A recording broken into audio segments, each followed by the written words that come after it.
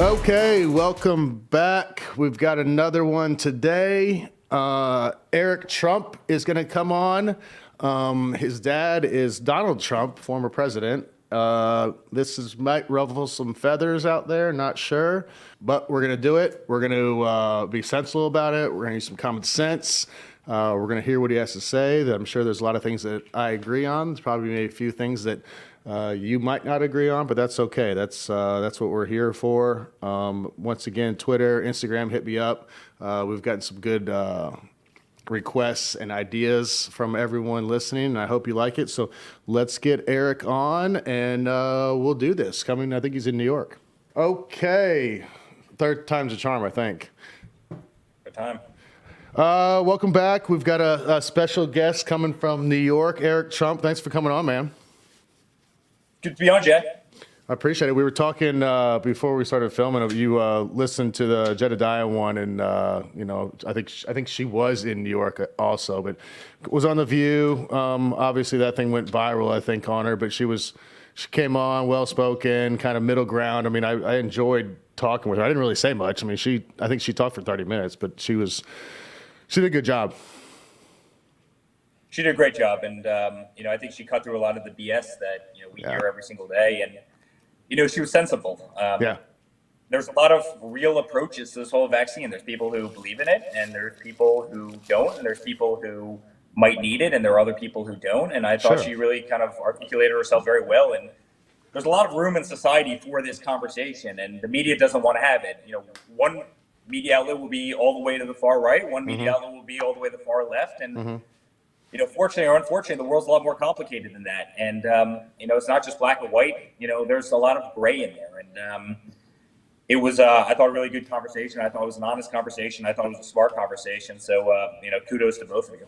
Yeah, I appreciate it. And it was. And I think, I was excited to talk to her because just listening to her, I knew you could have a conversation with her and kind of get both sides of it. She wasn't going to be far right or far left. I mean, she had some middle ground, and I mean, she had a lot of stuff to back it up. So it was fun. It was fun talking to her. And like you said, I mean, today's society and world, I think that, I think you said it earlier when we were talking, like, I think they're starting to generate and go more towards podcasts and get their news and other outlets instead of, the CNN, the Fox News, the MSNBC, like all those things. Like, people are starting to, I think, kind of trend away from that.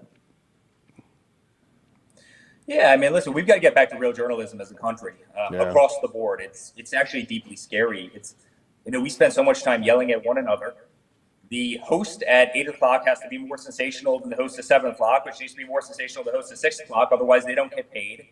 They have to fill up 24 hours of time with not 24 hours worth of stories. And, we sit there and it ends up dividing the country when...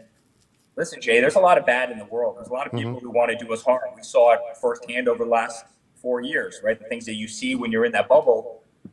China does not have our best interests at heart. Let's just be very honest about that. They don't want the best for this country. They want to be the superpower of the world, and they will lie, cheat, and steal economically and otherwise every single day, and we're seeing it. And so we're, in this country, focused on having, conversations about subjects that either don't matter or are counterproductive or don't influence a lot of people or, a whole host of things. Sure. While these people are literally breaking into our servers, breaking into our companies, hacking, plans for fighter jets, manipulating world currencies, controlling.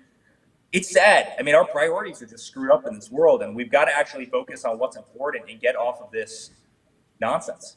Yeah, and we've kind of been divided, the last probably year and a half, 2 years, and it just, I mean, hopefully we'll figure some stuff out, but we'll launch more into that in a bit. I want to talk your younger days, and you're up in New York, but I read that your grandfather taught you how to hunt in Czech.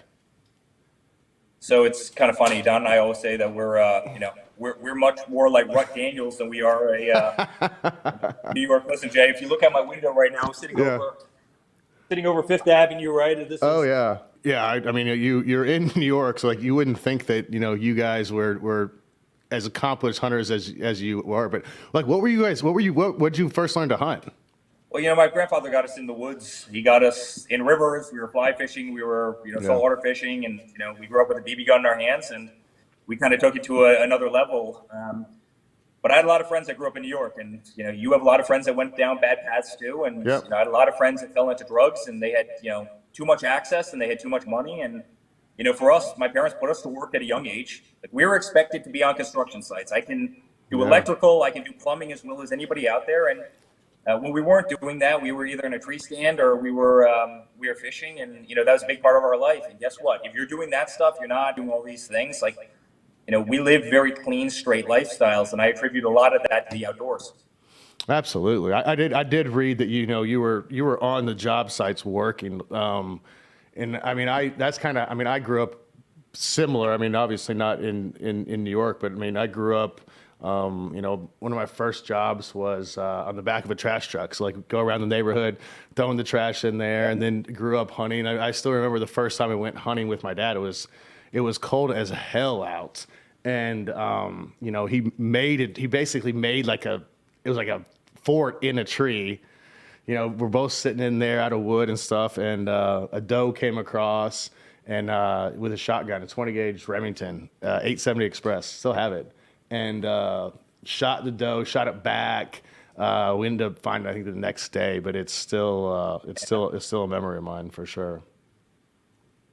Those are the best memories, and I have a lot. My grandfather, obviously, Don's a big hunter. We, do it everywhere, and again, it's something I hope to instill in my kids, kind of the appreciation of nature. There's no bigger conservationists in the world than hunters. They understand the ecosystem better than anyone. They do more to preserve it, and we're just we love it. It's a big part of our life, and again, it's a big part of, I think, my character and why we stayed on the straight and narrow. When if you want to be completely honest, most people sitting in our shoes probably don't, right? I mean, they have access to a lot of kind of bad things. And hey, there's somebody that was very similar to us that's sitting in Washington right now who found a lot of bad things. Our parents wouldn't allow us to do that. They had us in the woods, and we were just never predisposed to it. And I'll always credit the outdoors to being a big part of our lives.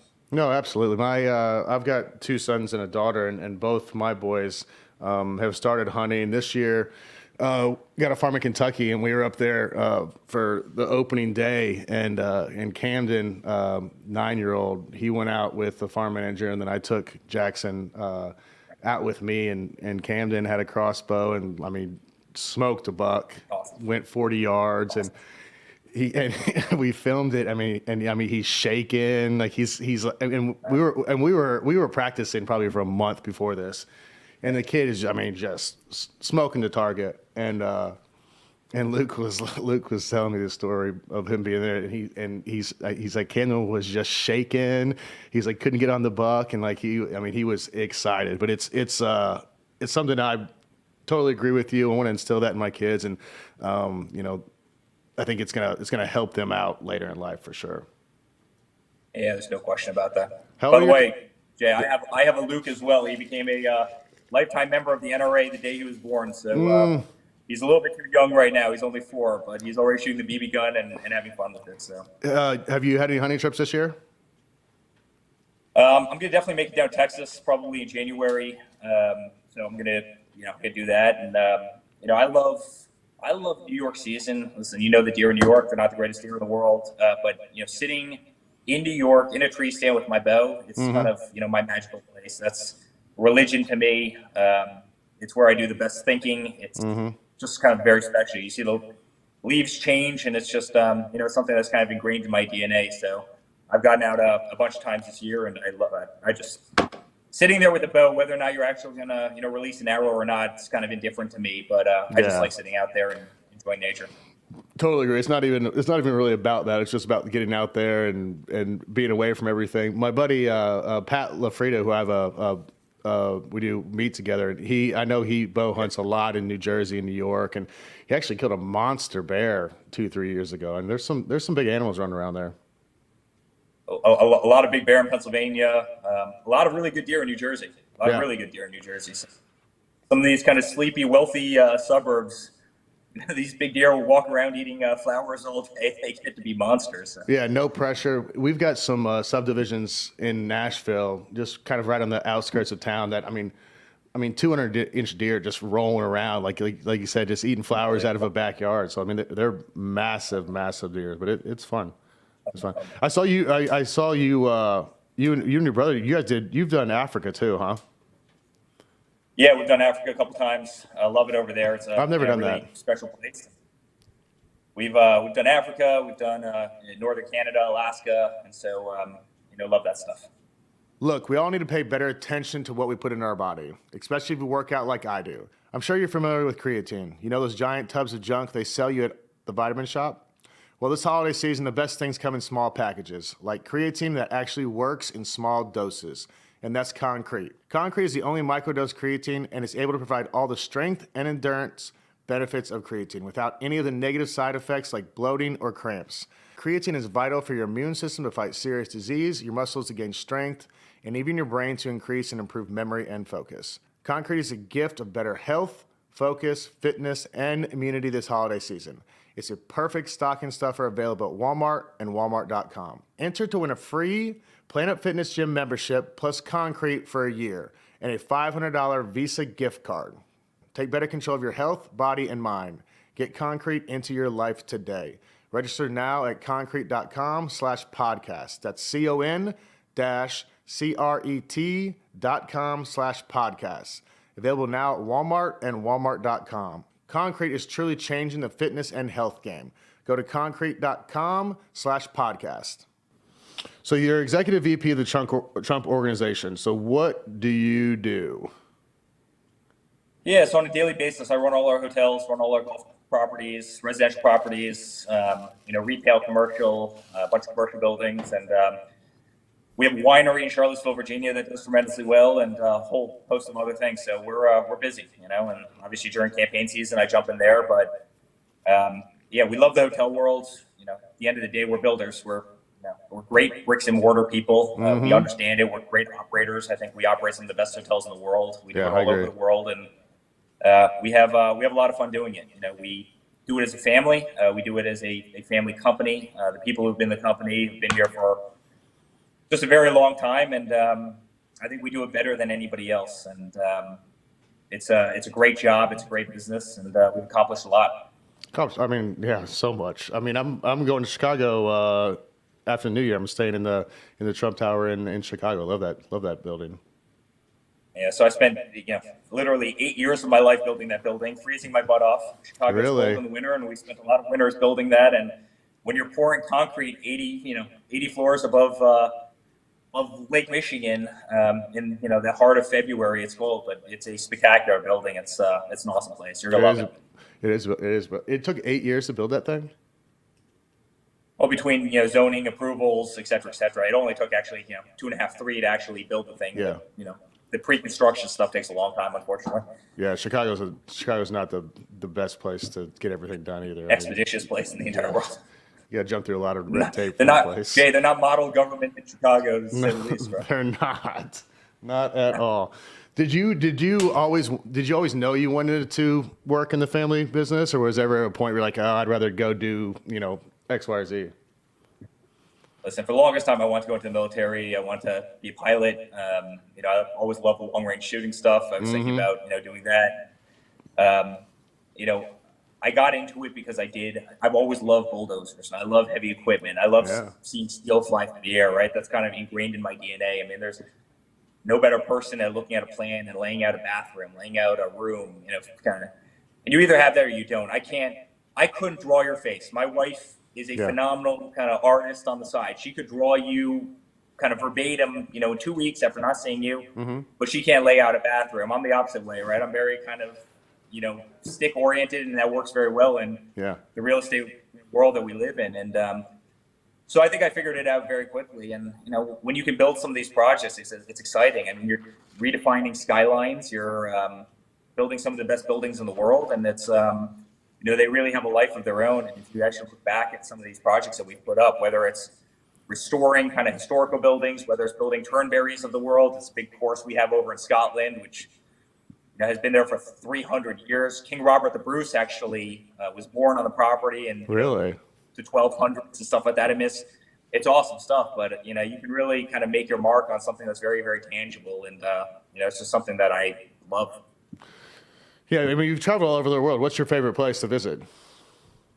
Oh God, listen, I love the U.S., Yeah. especially when you get into the mountains. There's nothing better than kind of the mountains of Colorado in the fall. That's probably truly my favorite place in the world. And outside the continental U.S., you go into Africa, and there's something about the southern hemisphere, and looking up in the sky. If you look up at the stars, there's a different smell to it. It's you could see kind of why life was kind of created there in a certain way. And so I love the African continent. I love the Caribbean, actually. Surprisingly, I know it's kind of near, but there's a lot. I love marlin fishing, and I love going out there. And it's a beautiful place, and it's right in our backyard. But not enough people kind of take advantage of it, and a lot of great places. There are a lot of great places. I have a lot of friends who are pro baseball players, and they've turned me on to this amazing candy from Japan called Hi-Chew. And it's really a lot more than candy. Hi-Chew has been created in over 200 flavors since it first launched in Japan in 1975, with very specific flavor profiles. Hi-Chew's flavors are unlike anything else. There is no artificial flavor taste at all. It's simple. Hi-Chew makes people happy, and happy people smile more. Hi-Chew isn't a gum or a taffy. However, the chewy texture is different from other candies. And the best part, Hi-Chew contains no colors from synthetic sources and is gluten-free. Single flavored sticks or variety bags are perfect for stocking stuffers this holiday season. So hand out some Christmas smiles with Hi-Chew. MLB players are not the only celebrity fans of Hi-Chew. Also, folks like John Mayer, Kylie Jenner, Macklemore, and Ryan Gosling really enjoy it, just to name a few. We want you to love Hi-Chew as much as we do. Visit hi-chew.com/win. That's hi-chew.com/WIN and enter to win an exclusive bucket full of Hi-Chew candy and swag. While you're there, check out how you can become a member of Hi-Chew Chew Crew, which is an exclusive club where you receive special offers and all the cool things. Go to hi-chew.com/win. So life, before, I mean, you guys were kind of always flirted with politics. I mean, just because you had to, but life before and after presidency, like, do you regret going into that, or was it just kind of one of those things? No, I certainly don't regret it, because I think it made more of kind of a transformational difference on this country than any president, maybe in history. I mean, look what he did with the economy. Look what he did with unemployment. They wanted to hit him every single day. I'll never forget, Jay. And again, this was kind of deeply personal to me, but Washington Post, literally 10 minutes after he won the presidency, they started, their articles. This is where impeachment begins. And, you started the conversation talking about kind of the civility of, and really the conversation that's happening in this country and how polarizing it is. And it's almost tough to work in that environment. Here's a guy who gave up a billionaire lifestyle. Here's a whole family who put everything on their line, put down their whole lives, got rid of, a lot of businesses, did everything, right? Wanting to go in and make a difference because you had a lot of incompetence in politics. And they're not in for more than 12 minutes. This is the middle of the night. I mean, literally, Hillary just called to concede. And the Washington Post, owned by, one of the wealthiest men in the world, is already starting the articles about, this is when impeachment begins. I mean, we didn't even have a chance, right? And this is the crap that we lived with throughout the entire cycle. I was the guy that got the Michael Sussman call. You probably read a lot about this, but the whole dossier and all the nonsense. I mean, going in there lying to the FBI about secret servers that the Trump organization, literally the place I'm sitting in right now, apparently had with Russia. Now, we don't have any secret servers, right? The guy went in, made this whole story up, lied to the FBI, then went to the New York Times, told the New York Times that the FBI was investigating this. Clearly, the New York Times called up the FBI. Are you investigating it? Clearly, they had to say yes because they just got this fake tip. Now, the guy's going to jail for all of this, but this is the political environment our family walked into. We weren't smart enough to collude with Russia. We didn't know what the hell we were doing. We didn't know what a delegate was. Jay, I remember walking up to a caucus in Iowa saying, I looked at this little young staffer and I go, hey, can you tell me what a caucus is? Because I have no idea what the hell I'm supposed to be doing here. And, well, sir, you're going to be next to one of them. I go, who's one of them? Well, Cruz and Jeb Bush and Ben Carson. and they're going to be talking about why they would be the best candidate for president of the United States. And, you're going to talk about your father. You understand that they actually know something about politics, right? Yeah. Like, what the hell do I know about the border? I know What the hell do nothing. I know about Yeah. immigration? You know what I do on a daily basis? I build skyscrapers, I build buildings, I operate, hotels. But we went out there and we spoke from the heart. We weren't smart enough to collude, but from the second we got into politics, it's, the impeachment started and they wanted to take us out. And, I was on the board of St. Jude's Children's Hospital, a hospital that I literally raised $25 million for before the age of 30, and guess what? They start, politicizing that. Eric's stealing from children with cancer. They're saying, I raised $25 million, built the most state-of-the-art ICU anywhere in the world dedicated to dying children. Yeah. At a cumulative expense ratio of 9%, right? Which is probably the best of any charity in the country. But yet, these people go around slandering you, saying you steal from children with cancer. This is the bullshit that we dealt with every single day. And so I don't know how we get back to proper civility, but it's awfully hard when you go in with the best of intentions. You put hundreds and hundreds of millions, if not billions of dollars of your own money into saving a country. Yeah. And you don't even get the benefit of a doubt. It's crazy, and it has to end. Hopefully it does. And the problem is, like, you guys disrupted the system. Like, career politicians, like, were put on notice. Like, that was the whole problem. Like, you guys didn't need anybody. Like, you didn't need the right side or the left side. Like, it was just, your dad and you guys were just trying to do what was best for the country instead of having a certain agenda, which most of these career politicians have an agenda. Yeah, that's right. It's really funny. I was thinking about this the other day, and I was kind of reflecting back on the chants back in 2016. You remember the chant, "Drain the swamp," right? Yep. No one actually really knew what "drain the swamp" meant, other than the fact that you had a lot of politicians who had been in office, like Nancy Pelosi for 35 years, and Chuck Schumer, and all these people who had spent 50 years of their life. And they look at Joe Biden. Joe Biden's never held a real job, right? No. He's never done what you did. He never brought any experiences to the table, right? And that's kind of what "drain the swamp" meant back then. But you fast forward what "drain the swamp" means today. The weaponization of the DOJ, the weaponization of the FBI, the weaponization of every single kind of structure and branch. And look what's happened to education in this country, and look how politicized it's become. This is the education of the youth of the United States of America. What's more important than that? And that's become weaponized. Look at how much money is being made off of big pharma right now. Moderna, I was tweeting about this yesterday. Moderna's stock in February of 2020. 19 bucks. Yeah. 329 right now. 329 right now, right? Like, that's a big freaking problem. Like, that's a really big problem, right? They weaponized that system. They weaponized the DOJ. You saw how they came after us baselessly. They weaponized prosecutors. They weaponized the military. You have Milley, who's sitting there spending more time worrying about renaming military bases around the country and sensitivity training than, knowing that China was launching supersonic, ultrasonic, missiles capable of destroying the United States of America. And all the systems in this country have been weaponized for political means, and it's deeply freaking scary. It's really scary. And we're about the same age. I remember growing up, we didn't have these political divides, and it just wasn't a thing. And now it seems like, you can't go anywhere or really do anything without, having a discussion or something about politics, about the vaccine, about masks, about mandates. It's like literally, it's the only thing that's happening in the world right now. Like, how do we get back to just normalcy, or do we? Well, I think part of that's consistency. And by the way, both sides are guilty of this, but I really think if you actually break it down to consistency, let's just take the left for a second, and I can bring this to the right as well. But let's just take the left for a second. It was always my body, my choice, right? In terms of so many subjects, abortion, so many things. But now they're saying, Jay, you have to have a shot. Now, you came out of the NFL. You're an incredibly healthy guy. You're a strong guy.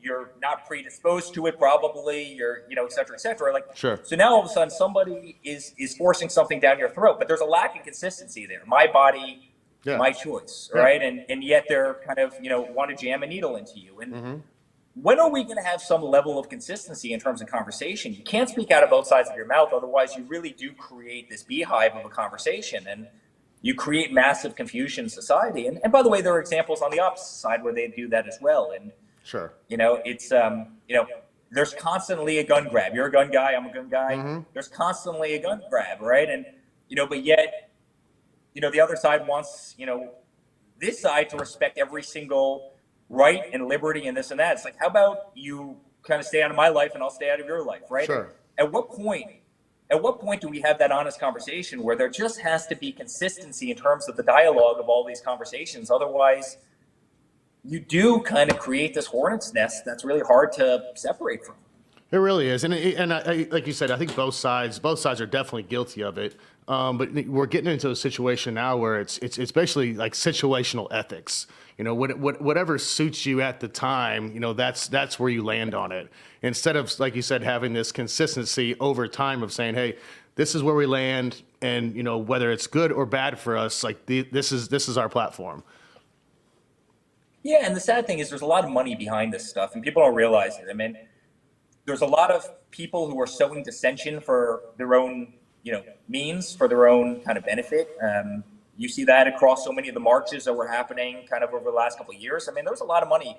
Make no mistake, the bricks weren't getting dropped off on the side of the road in school buses, by, these were organized efforts. There's no question about it, right? These were organized efforts. And, you look at it again, we were just talking about Big Pharma. Like, you better believe that so much of the information out there is an organized effort by Big Pharma to plant information, to plant their narrative, because it ultimately benefits them. Now, that's capitalism. I mean, I'm a capitalism. I believe in capitalism, but there's also right and wrong and morality, and there has to be an intersection of those kind of two guiding principles. Yeah, well, I'm sure some people, the majority of people don't realize how Big Pharma works and how they're able to buy information and how they're able to, put their story out there, through these certain outlets, and, how it can kind of skew things a little bit. Well, hydroxychloroquine was actually a great kind of example of it. And now all of a sudden you have all these stories coming out how hydroxychloroquine really worked, right? And yeah. My father, you remember this very well, Jay, but, he was getting pounded by everybody saying, how dare you suggest something could possibly work, right? And this was back in the early pandemic days where everybody was just trying to figure out what the hell COVID was. And he's sitting there saying, hey, all of a sudden it works. You have all these people with, rheumatoid arthritis who's taking hydroxychloroquine. Guess what? Their prevalency of COVID is exponentially lower than the average. Is there a correlation there? And it ends up that there's a lot of studies saying that hydroxychloroquine ended up working out very well, but you had every pharma company coming out and saying, how dare you say that? They started banning, any doctor writing a prescription of it to their patients. Yeah. Now, at the same time, they were out there getting paid billions and billions of dollars to come up with, new shots and new this and boosters. And the same companies that are making the shots own the companies that make the syringes. And guess what? You don't just have one shot. Now you have to have two shots. Now you have to have two shots plus a booster shot. And guess what? It's the reason Moderna's stock went from, $19 to $329, right? Yep. Up 1,700% roughly in a year and a half period of time. And again, I'm a capitalist. I'm not, I'm not dissing the system. And by the way, there's a lot of good that's been done by Big Pharma. I mean, they've effectively eradicated people dying from HIV. And I mean, you go into so many of the things that they've really helped solve, and they've done tremendous good. I mean, again, half my life has been dedicated to childhood pediatric cancer research at St. Jude. There's organizations out there that do God's work, right? And by the way, I'm good with them making money off of doing that, but at the same time, there's a lot of external influences out there that want to see us tear each other's throats out. Yeah. Because a lot of people are making a lot of money, and I just think people need to have their eyes open to all of that. Oh, I totally agree. And your dad was, he was doing everything under his sun to help try to find a vaccine. And some people on the left were like, I'm not going to trust any vaccine under the Trump administration. And then obviously Biden comes in and they're like, oh, pro-vaccine, that everyone get it immediately. It's just crazy how the whole system works sometimes.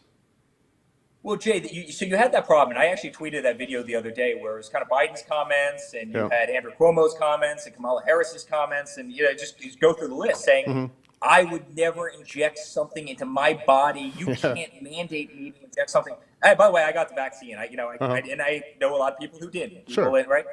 But you can't force me to inject something into my body. Now they're obviously forcing it down everybody's throat. So I tweet the video the other day. Mm-hmm. I actually put it up on Instagram. I tweet the video and put it up on Instagram of all of their comments from a year ago saying you can't force an American to put something in their body. And you know what Instagram does? They literally put the whole censor screen over it. Independent fact checkers say that this isn't true. It's like, what do you mean? Like a video of Biden verbatim saying that you can't force an American to put something in there. Yeah. And so that's part of the problem in this whole thing. It's like the same nice conversation that you had with Jedediah that made a lot of sense. Yeah, Jedediah's comments made a lot of sense when you guys were talking about it, but then you have that discussion on one of these kind of big tech platforms, and they actually remove an honest conversation that's being had, and they don't allow it to happen. And that censorship it's just scary. I mean, you have to be able to debate tough, complicated issues like this. Like the COVID-19 issue is not a simple issue. It's a tough issue. And Very it brings in a lot of things. It brings in religion, morality, health, pre-existing conditions, individual choice, individual freedoms. Yeah. But you're not even allowed to have those conversations now because big tech otherwise, thinks it's kind of their job to put their thumb on the scale of justice. Which which is amazing because a lot of these platforms were designed just for that, for this discussion and individuality and being able to say what you want to say. And now we're going the complete opposite way and saying you can say whatever you want to say, just not about this topic, and this topic. Well, you're right. And by the way, if you're a programmer at Google and you happen to be on the opposite side of the end of the political aisle, you couldn't work at Google. There's no way. I mean, literally, you would have some 23-year-old super genius kid, with a pocket square who would say, you know what, Jay can't be at this company, otherwise I'm revolting and my entire team is leaving. I mean, This is literally what you're up against. And at what point, do we as a country stand for the very things that are in our Constitution, which is freedom of speech? It has to happen. I mean, social media is the modern day telephone. It's our way to communicate, and you shouldn't be able to censor those conversations. And I think you're going to have a lot of decisions coming out of the Supreme Court about exactly this. I mean, you need massive reform because otherwise it's going to shut down a big section of the conversation in this country. I think people are getting wise to it. I think that they're starting to figure it out. I think there's this huge middle group of Americans that don't really say a lot because they don't want to get in trouble. They don't want to get censored. They don't want to get fired from their job. But they're not trusting. They're not trusting big companies, big pharma, big tech. And I think we're going to have a little revolt here coming at some point of Americans being like, you know what, this is enough of this. Like we've got to start going the other way. You kind of had it, Jay. I think Virginia was that kind of first revolt where, people kind of stepped on moms, and the one thing you don't do is step on moms. And all of a sudden you had, and don't step on a child's education. And you had people who came out and massively revolted. A guy who should have won, a guy who was kind of like the prodigy child of Virginia, got blown out of the water by a no-namer. And I think you saw a real turn there. And I can tell you, for as much hate as you see spewed on TV every single day and social media, Jay, I can't walk down the street in New York and not have people come up to me and hug me and say, hey, thank you for what your family has done. Now, a lot of times, Jay, they're whispering. They're not broadcasting it, but they'll come up to me, we're behind you, and thank you for what you've done. And if there's one thing that DJT will go down, for doing as president, I actually think it's opening these dialogues. No one was focused on China ripping us off. No one was focused on NATO absolutely screwing us. No one was focused on the fact that we were spending billions of dollars protecting countries that were in certain ways wealthier than we were, and we were getting nothing for it, right? And we were being kind of the policeman of the entire world. No one was focused on these conversations. And guess what? Now all of a sudden everybody is. Everybody's wise to it. Everybody's wise to the problem of immigration. I mean, I could go down the list of things that he opened people's eyes to. For sure. I mean, how about the fact that our nuclear arsenal was totally falling apart? How about the fact that our military was run down? How about the fact that 22 veterans were dying every single day of suicide? And the VA was a system that was totally incompetent and wasn't taking care of, our incredible men and women in uniform. And, they didn't have a private option. So they sat there and they died while trying to get treatment. And he opened people's eyes to so many things. He opened people's eyes to the dishonesty of the media. Yeah. And frankly, the deepness of that swamp that he talks so much about. And I actually think, in a certain way, I'm not sure how you quantify that, but I actually think that would be one of his greatest accomplishments. Oh, I mean, and, it goes back to our talks. Like, you guys weren't in the system, so you guys went in there and just, wanted to do right by Americans. And, every career politician had a problem with it because, they might be losing their jobs, or you guys might open their eyes, or, the voters' eyes to something that they're doing. So it scared the hell out of them, I'm sure. Yeah, it did, especially, and I saw this every single day. I mean, you have some serious, take the military kind of industrial complex in this country. It's probably the largest lobbying arm. And I remember my father called up, Boeing, and they were ordering the new, Air Force Ones. And, they wanted to charge, $6-7 billion for these planes. My father goes, listen, I understand private aviation better than any person in the world. In fact, I own a Boeing. Yeah. I know Boeing very, very well. Yeah. I'm not freaking paying you guys $7 billion for this plane. Like, you're out of your damn mind. Yeah, it's insane. They ended up going and buying the latest two, Boeing 747-900s that were literally came off the line, but the airline that had already purchased them went belly up, so they could buy them for a song. Yep. They ended up buying those planes. They saved billions and billions of dollars, and it was bringing like a capitalist / real estate mentality into the government. But believe me, the people in government, they weren't thrilled that they were doing that. All of a sudden, they were embarrassed. How could they have possibly given out a contract for $7 billion that Trump just cut a couple $1 billion off of? You know what I mean? And by the way, Jay, and this wasn't like a lot of work. This was like one call to Boeing and having the CEO come in, and Trump just saved the United States of America a couple $1 billion. He did the same thing with the F-35. Guess what, guys? I'm going to call up Boeing. He called up Lockheed. Why is this contract so expensive? He calls up Boeing. He goes, I really like that F-18 Super Hornet. That's an awesome plane. It looks really good. It might actually look, I think it's prettier than the other one. Why don't you give us a bid for a competitive plane to that? And all of a sudden, Lockheed drops like $300 billion off of a 10-year contract. And, why wasn't Obama making those calls? I mean, Joe Biden's certainly not making those calls. No. In fact, our budget deficit's going in the opposite way. And he did. And by the way, there were probably Republicans who weren't thrilled about him doing that too, right? Because that made a part that happened to be located in a state that they happen to represent or some nonsense, right? Sure. I mean, Sure. This is Washington, D.C. for you. It really is. Are you guys ready for another run at this thing, or what? Yeah, listen, when you spend your whole life and you put your whole life aside, to kind of do what we did, and you did it as effectively as we did. Sure. And listen, I don't want to go down the rabbit hole right now of, what I think happened in the election. Yeah.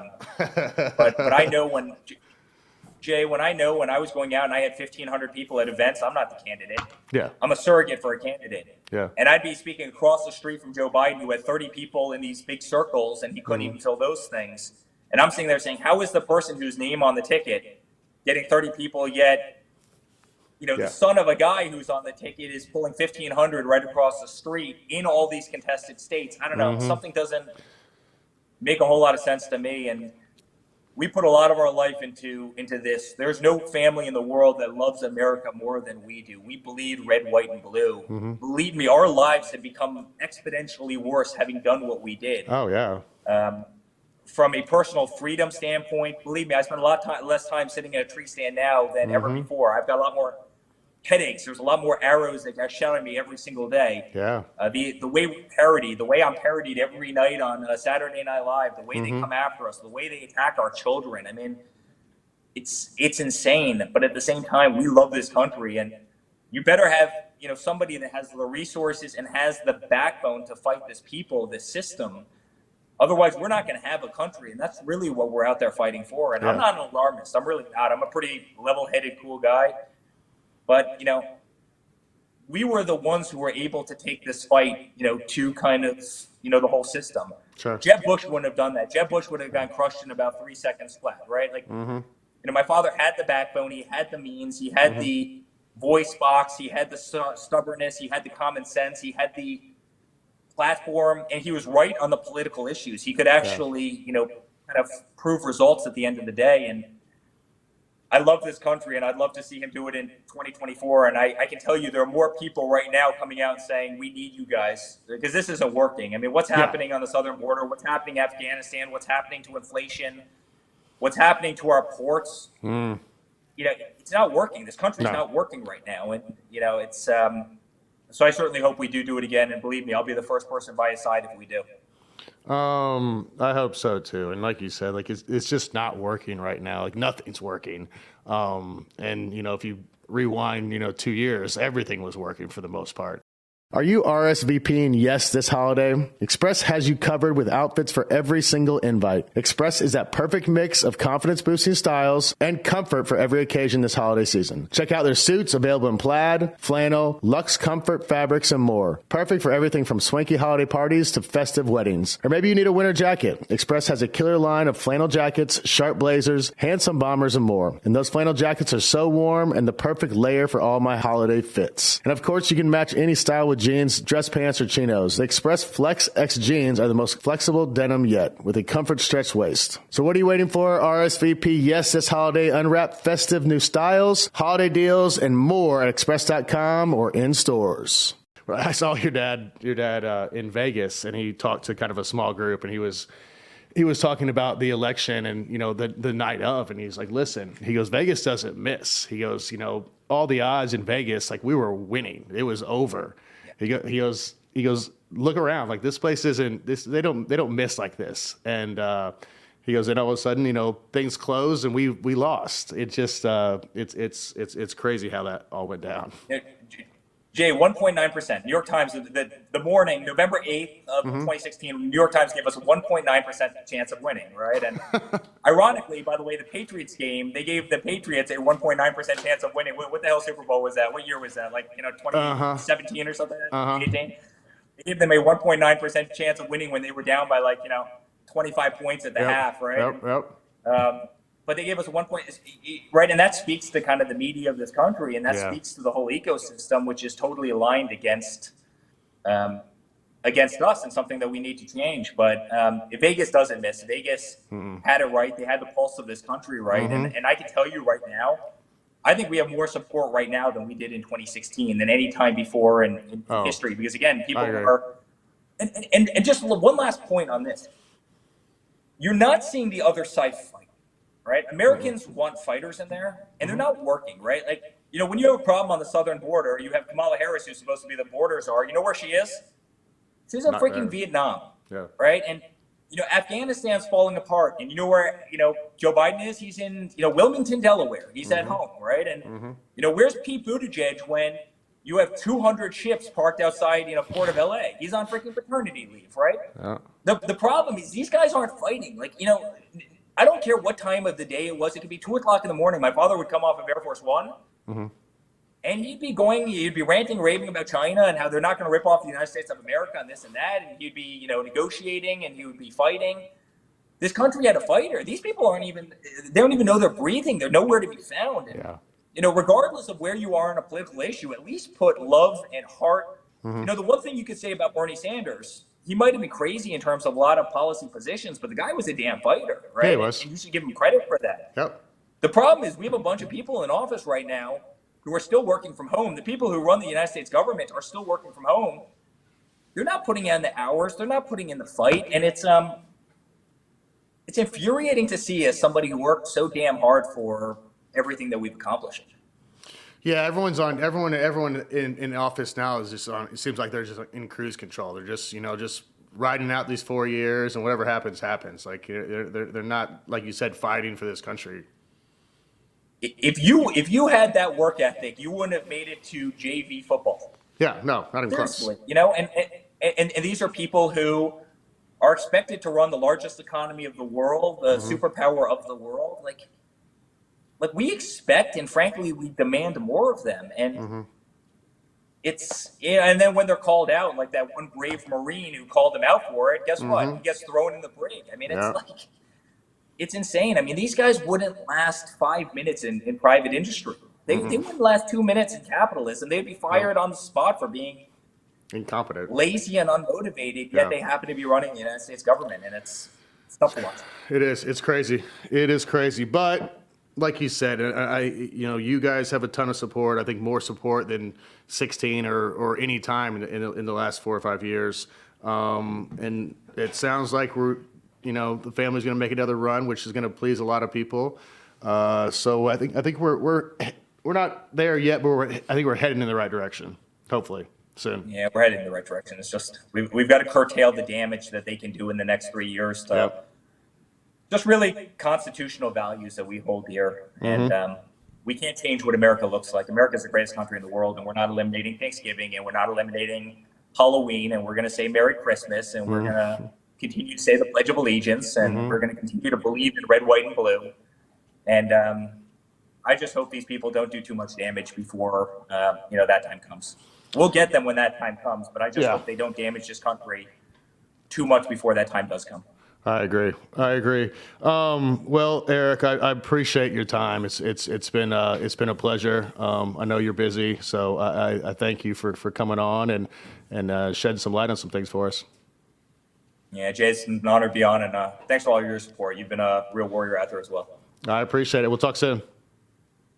Take care. Thanks, bud. Okay, that's a wrap. Eric Trump, pleasure having him on. Like I said at the beginning, I'm sure this might ruffle a few feathers, maybe not. I think that he spoke honestly. That he just wants to help this country be the best it possibly can, regardless of political views, views on the vaccine, views on money, views on social issues. Just trying to do his part, and his family, I think, is doing the same. So. Instagram, Twitter, hit me up. We're going to keep this train rolling along. And that's it. Thanks.